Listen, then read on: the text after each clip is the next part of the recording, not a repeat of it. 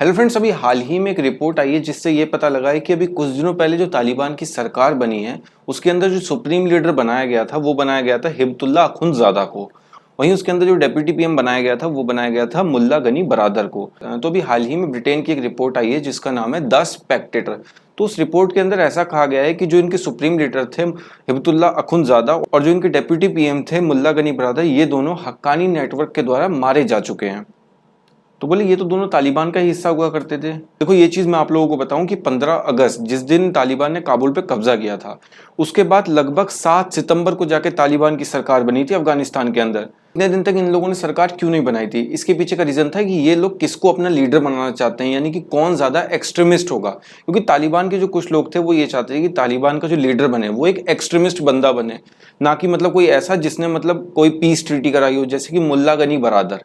ये वो व्यक्ति था जिसने अमेरिका और तालिबान के बीच में एक पीस एग्रीमेंट कराया था दोहा के अंदर।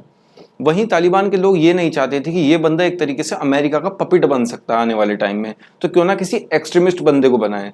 तो मैं एक्सट्रीमिस्ट से अगर बात करूं तो वो है Haqqani network. The Spectator Britain की रिपोर्ट है, इसका ऐसा कहना क्यों है कि ये दोनों सुप्रीम लीडर और जो डेप्यूटी पीएम है तालिबान की सरकार के, ये मारे जा चुके हैं।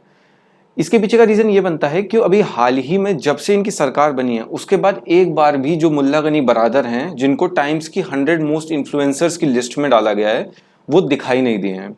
ऐसा कहा जा रहा है कि उनको हॉस्टेज बना लिया गया है।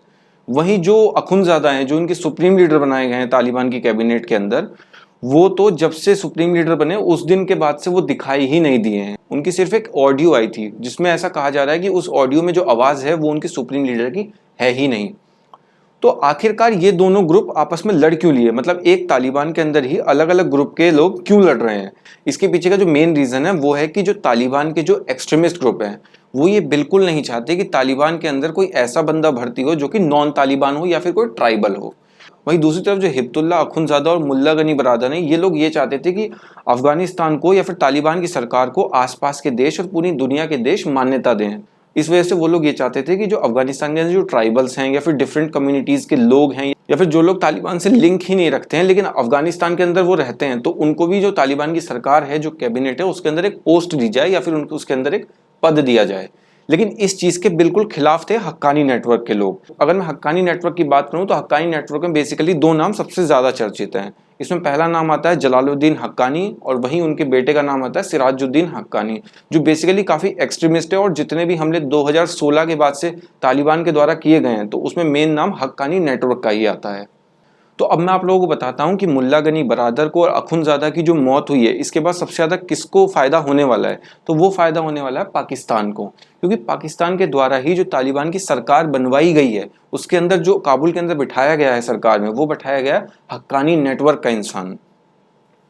तो बोले पाकिस्तान को इससे क्या फायदा होगा, क्योंकि पाकिस्तान से ही निकला हुआ है हक्कानी नेटवर्क। और अगर आप लोगों ने एक चीज नोटिस करी हो कि ये लोग आजाद तो मतलब एक तरीके से कब्जा तो इन लोगों ने 15 अगस्त को ही कर लिया था काबुल पे, तो फिर इतना टाइम इन लोगों को क्यों लग गया अपनी सरकार बनाने में? मतलब 7 सितंबर में जाके इनकी सरकार बनी है।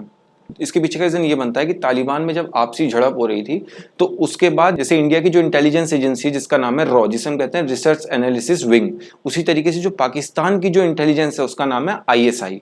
तो उसके जो चीफ हैं वो गए थे अफगानिस्तान, उन्होंने जाके सरकार बनाई थी तालिबान की अफगानिस्तान के अंदर। तो अब आने वाले टाइम में जब एक्सट्रीमिस्ट ग्रुप ही बचेगा अफगानिस्तान के अंदर, तालिबान के अंदर, तो उसमें सबसे ज्यादा फायदा पाकिस्तान को होगा, क्योंकि पाकिस्तान कहीं ना कहीं अपना जो उसका खुद का मकसद है वो ये चाहता है कि तालिबान की मदद से वो इंडिया को स्टेबल ना रखे, या फिर जो कश्मीर वाला मुद्दा है पाकिस्तान का इंडिया के साथ, उस पर कुछ ऐसी चीजें हों जिससे कि मतलब तालिबान पाकिस्तान का साथ दें और इंडिया को उसमें डिस्टर्बेंस क्रिएट किया जाए। अफगानिस्तान माशाल्लाह से देख लें, वो तालिबान हमें कहते हैं हम आपके साथ हैं और इंशाल्लाह वो आके हमारे साथ कश्मीर फतह करके देंगे।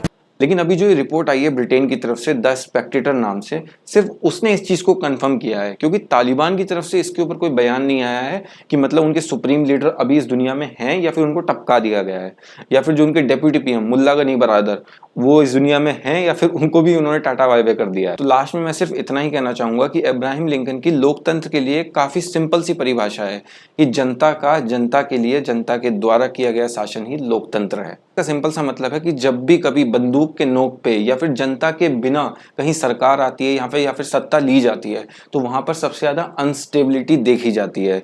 यही चीज हम लोग आजकल मिडिल ईस्ट की कंट्रीज में देखते हैं और यही चीज आजकल हम सेंट्रल एशिया के देश अफगानिस्तान के अंदर देख रहे हैं। उम्मीद करता हूँ वीडियो आपको पसंद आई होगी। अगर वीडियो आपको अच्छी लगी हो तो वीडियो को लाइक करना, शेयर करना, चैनल को सब्सक्राइब करना। तब तक के लिए मिलते हैं नेक्स्ट वीडियो में एक और टॉपिक के साथ। Good bye.